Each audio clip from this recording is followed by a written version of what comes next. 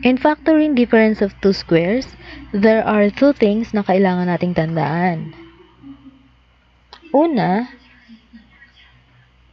the first and the second term must be a square. Ibig sabihin, perfect square sila. Pangalawa, there is a minus sign between two terms. Ayan. So, for example, we have here x squared minus y squared. Pag pinactor out po natin ito, ang kalalabasan ay x plus y times the quantity of x minus y, or yung tinatawag natin na the sum and difference of two terms. Example, in number 1, we have m squared minus 1. To get the factor of it, first, get the square root of the first term. So, the square root of m squared is m. Sulat lang natin siya inside the parentheses as their first term.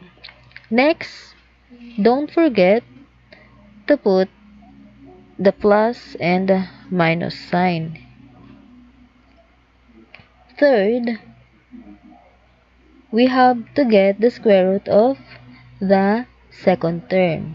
The square root of 1 is 1. Now, we factored out m squared minus 1. So, ito na yon. Number 2 example.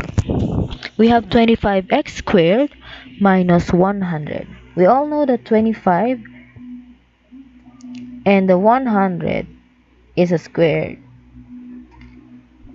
And also, x squared is also a perfect square.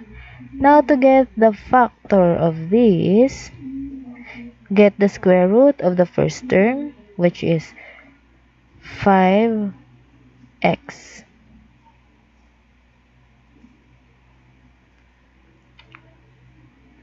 Next, yung plus and minus sign.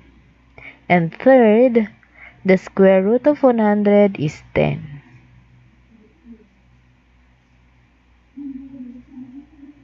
And that's our answer. Ito na yung factor niya. Number 3, we have 4x squared minus 16.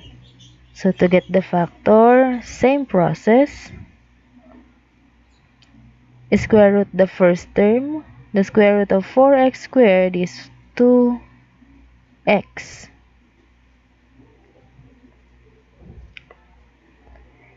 Next, write the plus and the minus sign. Okay.